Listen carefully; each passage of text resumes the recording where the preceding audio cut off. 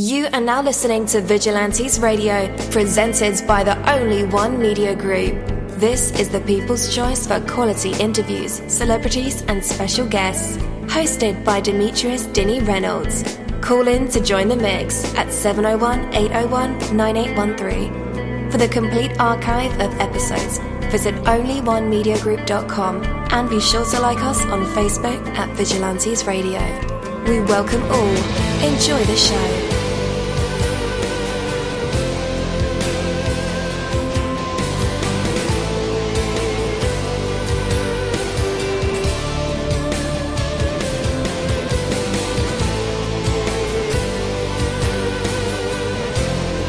Ladies and gentlemen, please welcome your host, Demetrius Houdini Black Reynolds. Enjoy the show. Hi guys, I'm your host, dini-mussolini. We're joining together for another interview. This was pre-recorded, so by the time you listen to it, I hope that you're sitting down and you're comfortable. You have your tea or your brewski or whatever it is that you're doing, or maybe you're commuting to work. But we have a fantastic guest today, so yeah, when this airs, just kick back and soak in this knowledge, right? So let's go ahead and get this started, all right?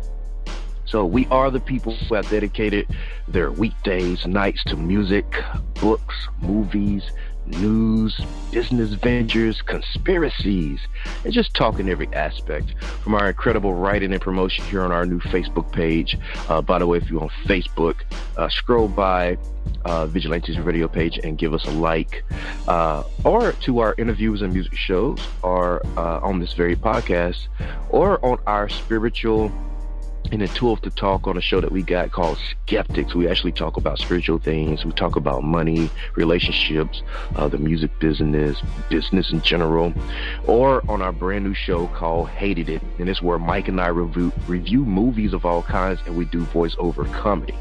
Well, we spend each and every day giving our maximum effort to create a vibrant, exciting indie and professional community for all creative minds that coexist in this beautiful artistic world. Well, our special guest today is author and entertainer Casey S. Bell. So with that, let's go ahead and bring him on. Hey Casey, how are you doing? How's it going, and how are you feeling? Things are going really well. I'm feeling good. Great. How's the weather there, man? Well, it just got finished raining, but other than that, it's good. All right, man. So hello and welcome to you, my new friend Casey. We're very excited to have you with us all the way from New Jersey. There's all kinds of things I'm looking forward to asking you about, and we'll get there. For now, because you're brand new to us over here at Vigilantes Radio here in Hollywood, California, and broadcast out of Jackson, Mississippi, take a moment to introduce yourself and tell us a little bit about your background and your latest books that you've just released. Well, like you said, my name is Casey. I'm from New Jersey, and I published about 15, 16 books, a wide variety of them. I have teen books, children's books. I've published some word search books as well. The latest book I have, well, my background is basically, the funny thing is I've been writing my whole entire life, but because I was told my writing wasn't that good, I stopped doing it, and I started doing theater and performing arts. And recently I just realized that writing really is my passion, and it's not so much that I don't do it well, it's I do it differently. And some people don't really, they haven't learned that different doesn't mean wrong, it just means different. And so I really had a passion for writing, so I decided I'm just going to do this. And thankfully I've had some readers who actually like the way I write. The latest book that I have out is called To College or Not to College. I went to college, and I realized high school did not prepare me for college in any way, shape, or form. And I just made a lot of mistakes. And some of the stuff I felt like it was simple information that someone could have gave me before I went to college. I mean, every teacher has to go to college by law. So some of the stuff I wish, teachers would just share with their high school students, the do's and don'ts of college life. And I didn't know how to get out there and teach people. And so being that I already was a published author, I decided to put all the information I got in a book. And I just thought to myself, maybe there's more information out there that I don't have. So I did research and found so much more information. I would say about 30% of the book is my knowledge, and 70% of the book is knowledge I did not have until I researched. So it's information out there that I believe every student should have before you even think about going to college that, unfortunately, no one's teaching. Okay. What about your other title, A Family of Strangers? A Family of Strangers was actually the first book I started writing, but one of the last that I finished. I was watching a movie, and I was inspired to write my own version of it. And it's difficult to give a summary, because if I gave the real summary, it would give away the book, and you wouldn't want to read it. Mm-hmm. So the general summary is there's a boy who is in foster care, and no one wants him because he's not a bad child, he just doesn't speak. And he's not mute, he's just afraid. And so the book starts out with one of his parents returning him, and because his caseworker has seen this happen over and over and over again, out of guilt, he decides to adopt the boy. And he begins to have this relationship with him, and the boy begins to open up and speak. And right as things really start to get good, his biological mother returns, and that's basically where all of the intensity comes. And it ends. The funny thing about it is the purpose of me writing the book originally was because of the ending, because it was a twist, it's a turn, it's the ending probably no one's going to like. And I started it in 2002, but I finished it in 2016. By the time I really enjoyed the ending in the beginning, but when I finished it, I hated the ending. But said, well, the only purpose of me writing it was the ending, so I guess I'll have to keep it. But in all honesty, I don't care for the ending, and I hope I never meet anyone who...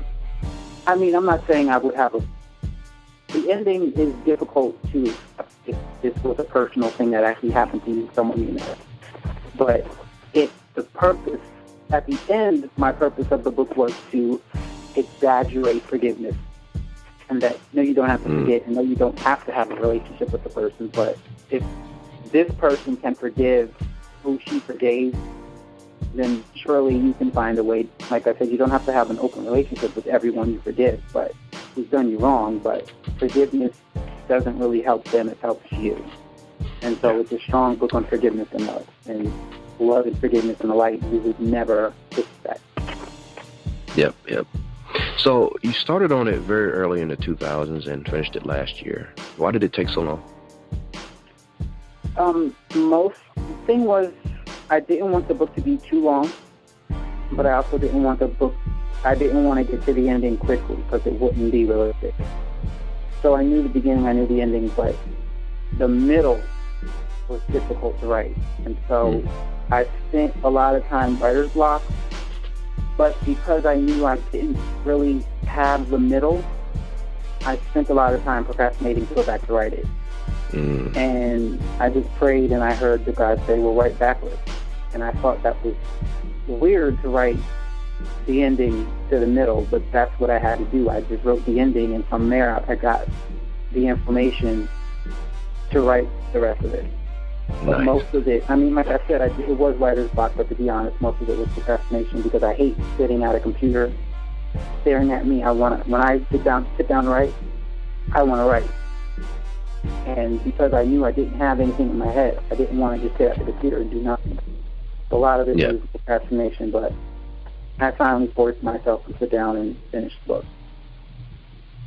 All right. So to college or not to college was basically, like you said, 70% research, 30% your own knowledge.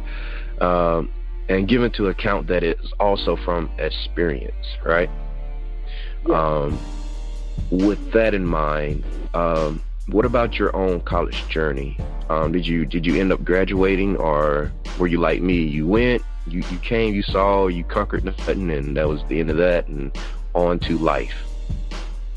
Well, I did finish, but the problem that I found, which it's sad how we have so much knowledge but we don't use it, and I found out later actually in life that the the brain itself, the part of the brain where you actually makes you not stupid, is not fully developed until you're 21.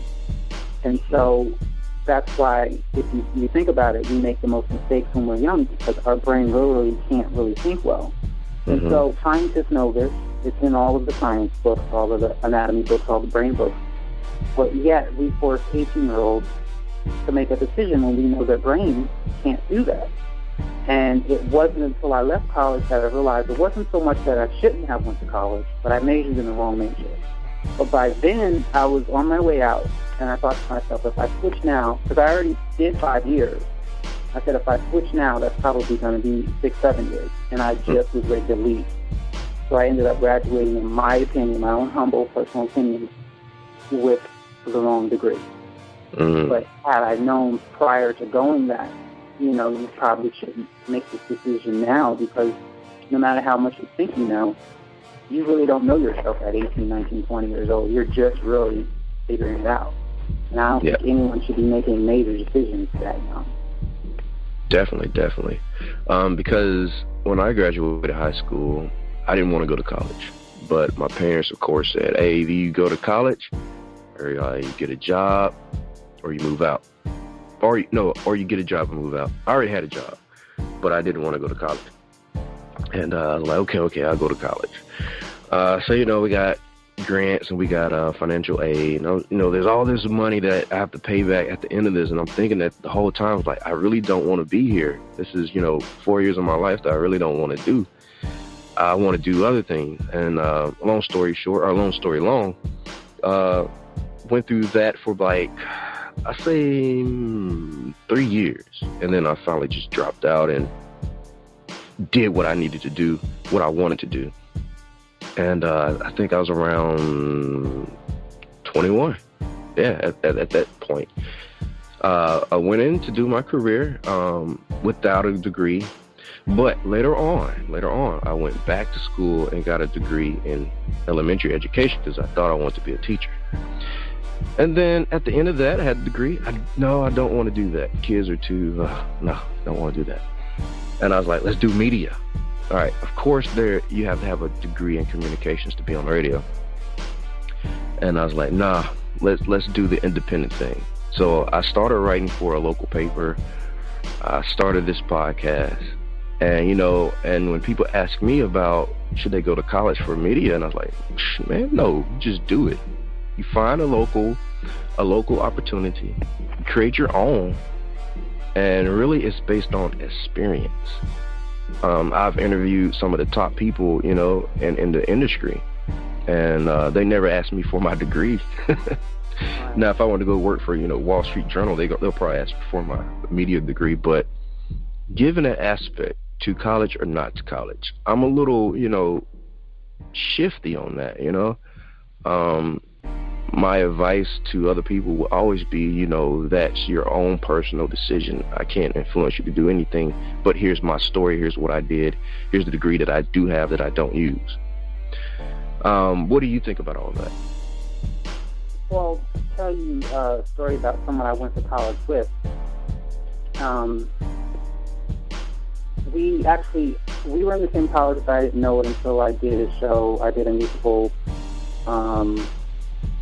Tokyo Cafe Community Theater, and we were in the show together, and it was actually 3 of us who went to the same college, and we would get to the rehearsal sometimes, well, most of the times before the director would, and the 3 of us would just be talking about school, and the one said, I'm thinking about dropping out and not going back this semester because I really know what I want to do, and I know how to get it done, and that the next semester we went back, I asked the other girl, did she come back? And she said, no, she dropped out. About, I'll say, 2 years later, and I didn't know what she wanted to do. I didn't know her major. 2 years later, I saw her on local television. She was interviewing someone. About a year after that, she was doing a local newscasting, and then I saw her on CNN, and then later, it was either MySpace or Facebook, I found out she moved to Washington State, and she's now a head anchor on a news station without the degree. And so I always tell people, if you really know what you want I mean, in all honesty, the only time you need a degree is when it's by law, lawyer, doctor, teacher. But if there's no law that says you need a degree, you just got to find, there are hundreds of ways. I think this generation has gotten lazy. You have to find it. And I can give you the 10 different ways 10 other successful people did it, but it just may not work for you. You may have to find your way. The only reason why I wrote the 2 colleges is because some people, you can't convince them not to go if they don't have to. So instead I said, well, at least I can do is give you some pointers so you're not wasting your time while you're in there. But I wrote the second half because, like I said, unless the law requires a degree to be successful, you do not need the degree. But I think that, because of the money that the colleges make and the money that the government makes off of it, they're not really giving us 100% truth of college. And most of the people I know who are successful, I used to write for I was producing a small business magazine, and the people I interviewed, some of them went to college, but what they're successful in has nothing to do with their degree. They all had a problem in their life, solved it, and people were like, oh my gosh, that's good, and they went into business. Not because of their degree, but because of the problem they solved, and other people wanted their help. And so it's been proven over and over again, you don't need a degree. And we see it all the time. The most successful people, Tyler Perry never went to college for theater and movies or film or anything, and TV, and yet he's doing that. Bill Gates and Steve Jobs, the most successful people just decided, I know what I want, and yes, it's going to be difficult to do it, but I'm still going to do it. And that's what success is knowing what you want, knowing it's going to be difficult, it's not going to be easy, but you're not going to stop, you're going to continue to do it. And so that's the main reason why I wrote the book, is because the options of not going to college and not being taught in the schools, not being taught in the church, it's just not being taught. And there are other options in most cases that are better than college, but people won't teach it. Right. Okay. So my listeners know I wouldn't feel like I was doing my job if I didn't completely absorb what I can find out about you online. And I'm kind of known for noticing some strange stuff on these internet pages when doing my research. For one, I can assure my listeners that you're a very thoughtful and creative being. A singer, a comedian, you do graphic designs, a fashion designer, you write plays, short stories, songs, you own several businesses, and you're probably Superman, and we don't even know it. Who knows? That's quite the laundry list. So how important is the internet to you, and especially with the launch of your new books that you're publishing, and even publishing somebody else's book? How important is the internet? Well, the internet has been very important to me since 2007. That was the first time I published my book through the internet. The first time I opened up my first online, I'll say, gift shop where I created T-shirts and mugs. It's what I use to market, to find businesses that I can, like advertising businesses, to market for me. I use it daily, and it's a wonderful thing, and it's very important. Everything I do, all my businesses, in some way, somehow is connected to the internet. Definitely. Okay. So, give me an idea about how you see the end of To College or Not to College. Let's say that you've enjoyed a decade of book success. You're changing lives, you're campaigning, you're doing the book signing, you're shaking the hands, kissing the babies, that type of thing, however you defined it. And that's the future. You're beginning to hit retirement age. Will you be able to ride off into the sunset being the advocate always, or do you think there will be some point in time where you want to stop and do something else? There's hundreds of things and I'd like to do other than writing and book signing and speaking engagement. Like I said, I was at one point I stopped writing and I started doing performing arts, and I set that down for a moment to do my writing, but I would definitely like to own a art center one day. I definitely would like to direct my own plays and movies. I definitely would like to, as of now, I don't want to say publish other people's books, but I definitely would like to help people get their book published.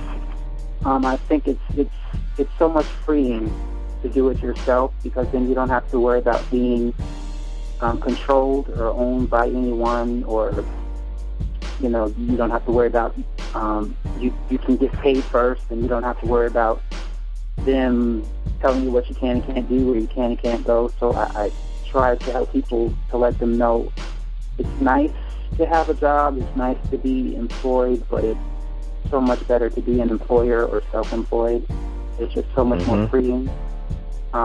Especially because I'm a family man. I love to be with my nephews and nieces, and so I hate having to have the day off of work when I want to spend the day with them on their birthdays. I want to be able to just do that without having to have permission. And so, but yes, there's so much more I see myself doing and creating. Definitely a creator.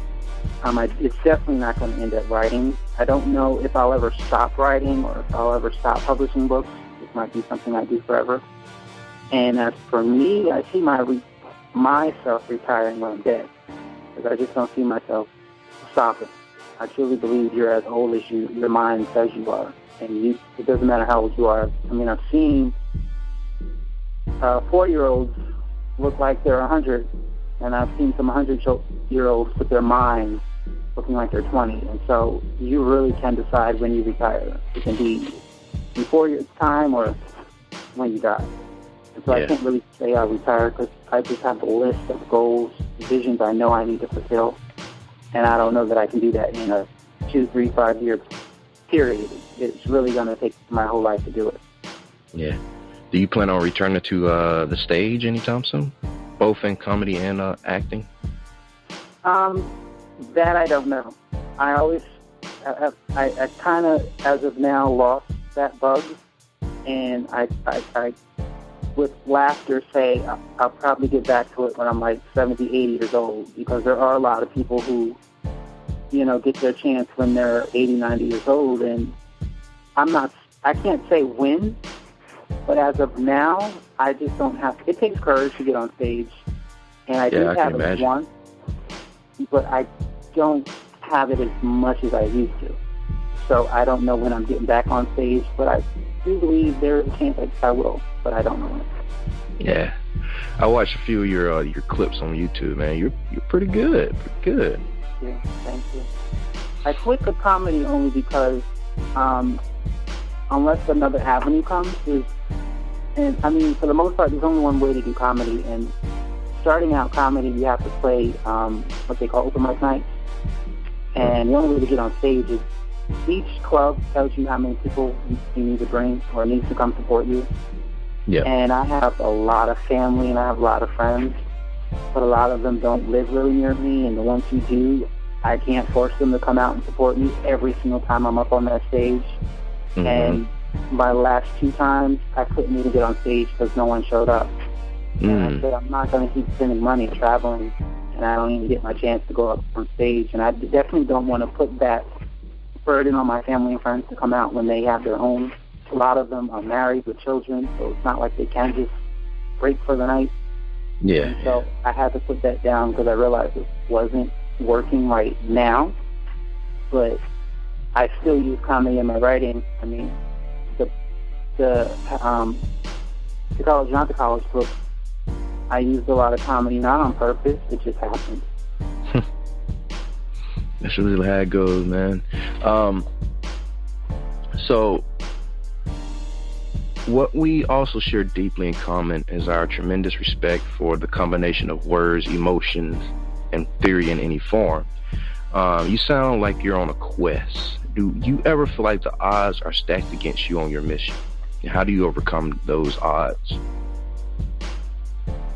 The only thing I can say is about that is when you're doing everything, quote unquote, the right way, or the way everybody else is doing it, you'll have nothing stacked against you.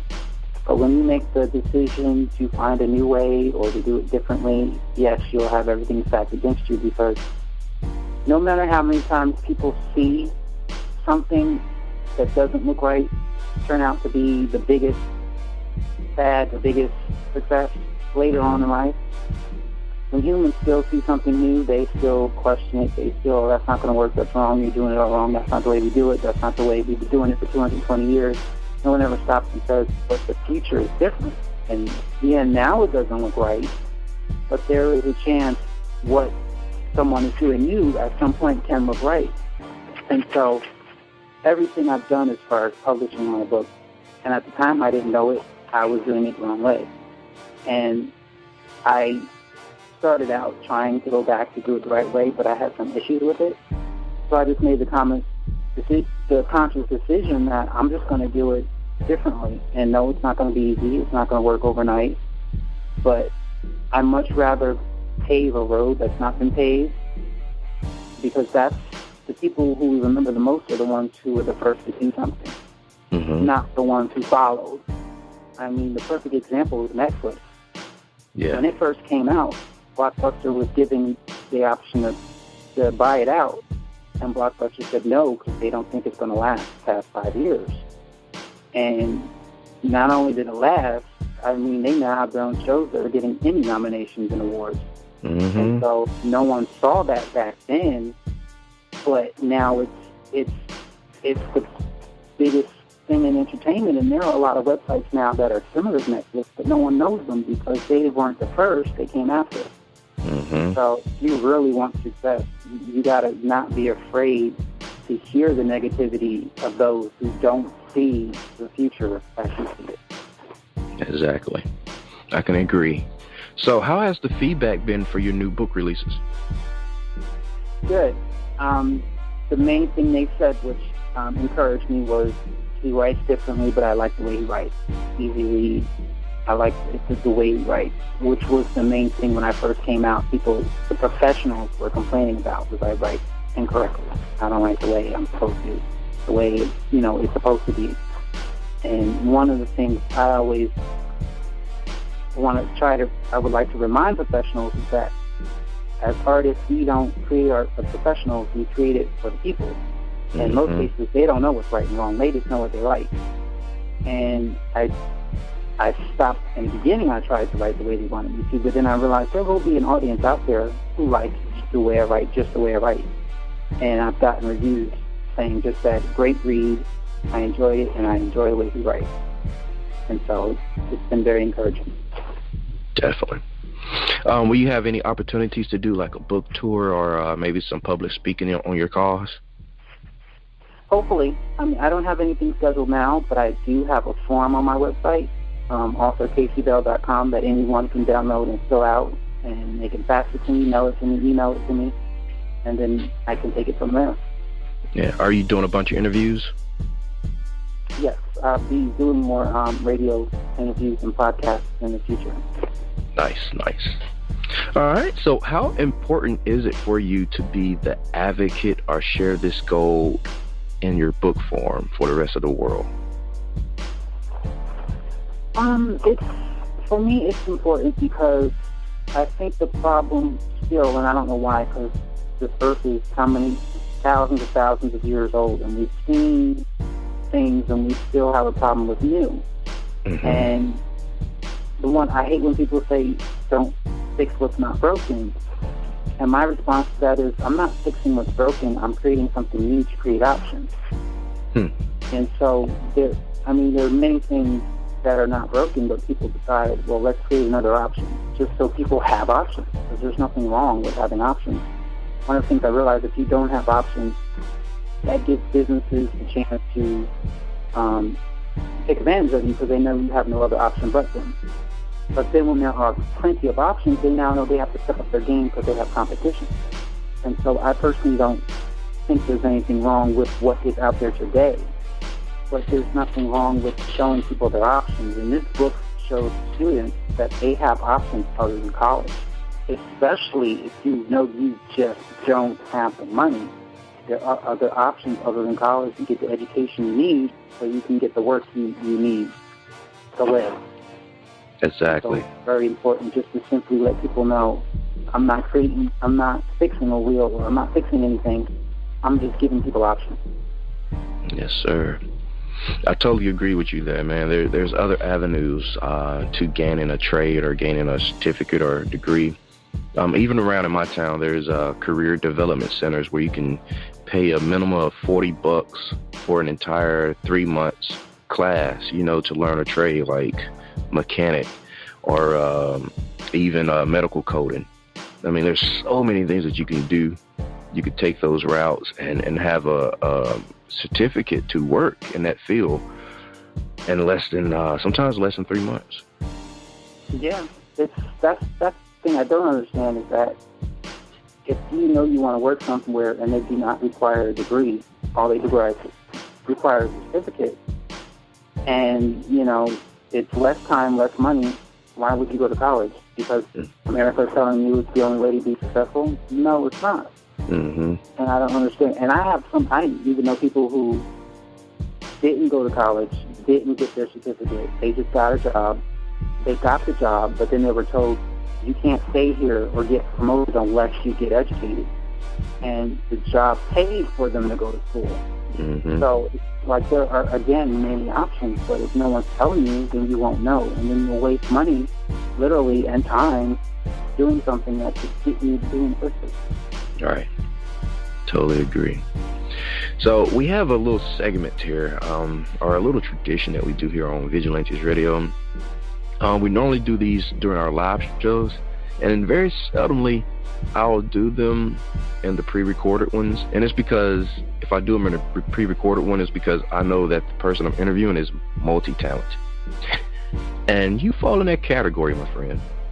So our usual tradition is called the hot seat, and our fans love this part of the show because they get to hear our guests do something unexpectedly, like maybe hear some vocals or hear a poem, spoken word, a freestyle rap. Maybe you got a joke or a cool story, or maybe play a live instrument for us.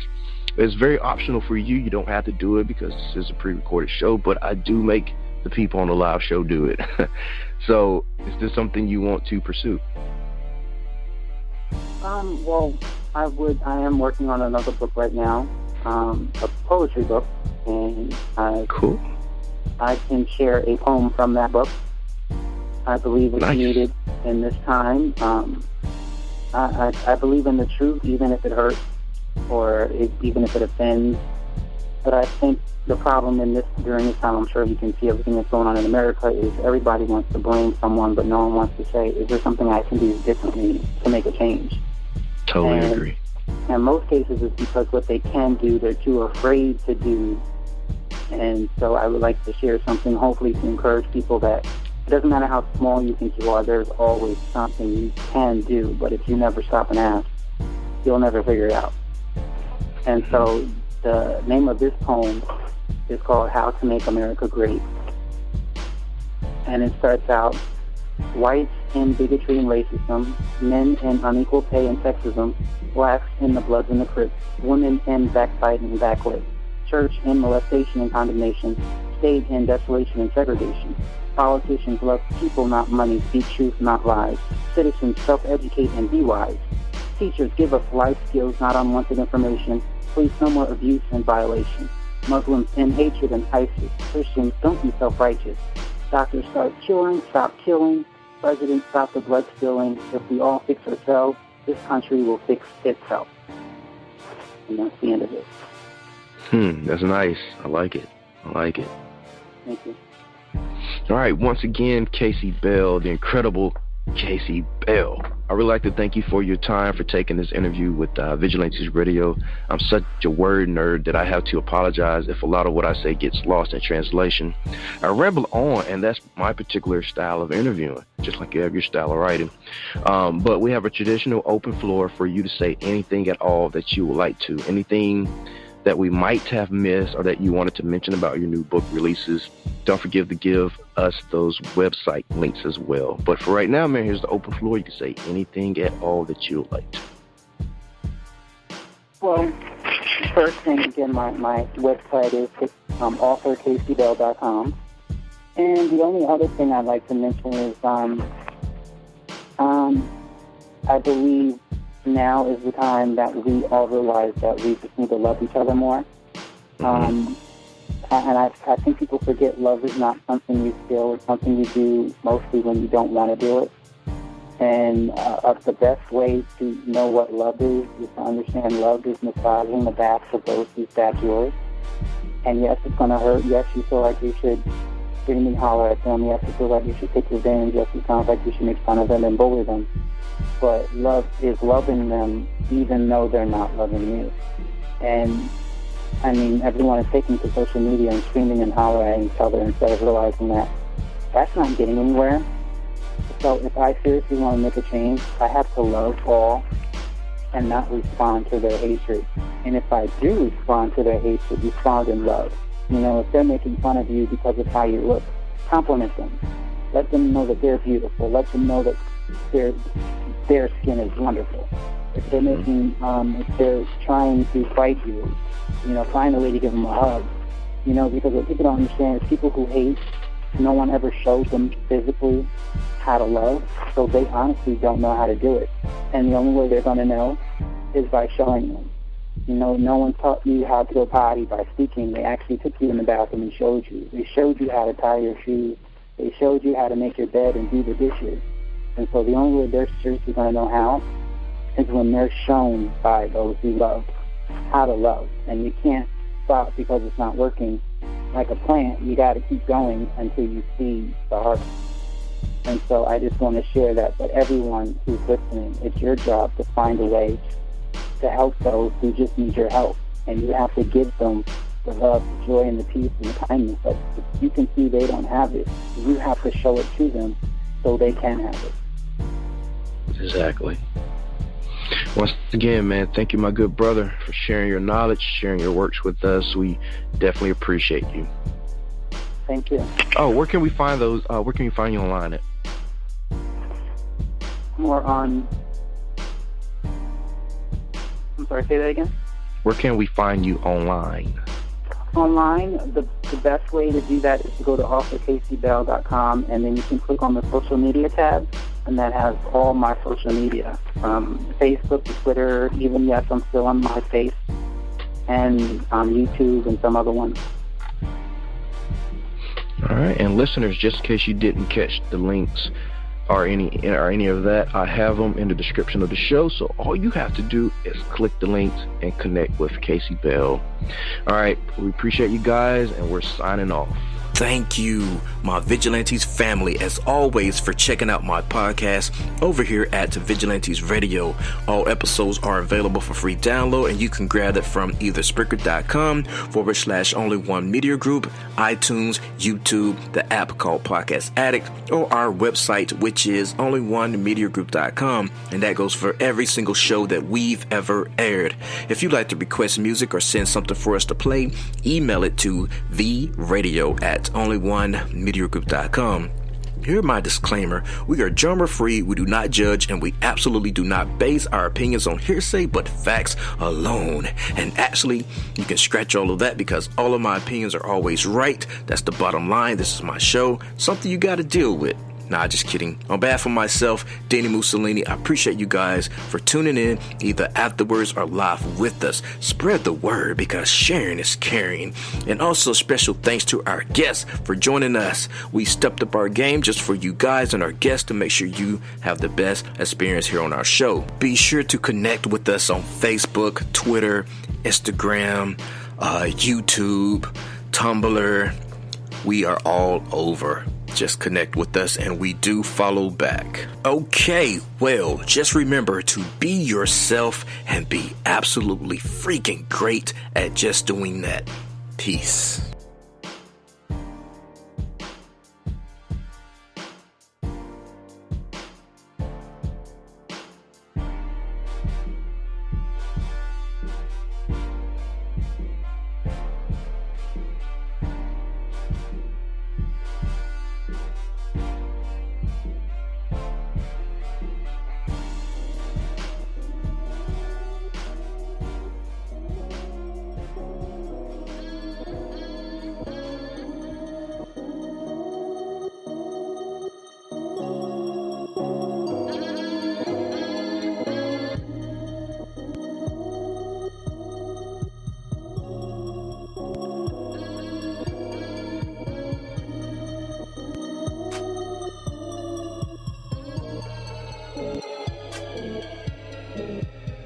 You are now listening to Vigilantes Radio, the people's choice for quality interviews, art, music, and hot topics. Hosted by Demetrius Houdini Black Reynolds of the duo No Longer the Hero. All episodes of this podcast are available for free download at www.onlyonemediagroup.com. This is a Seventh Sign Regime Rebirth Worldwide Syndicate exclusive.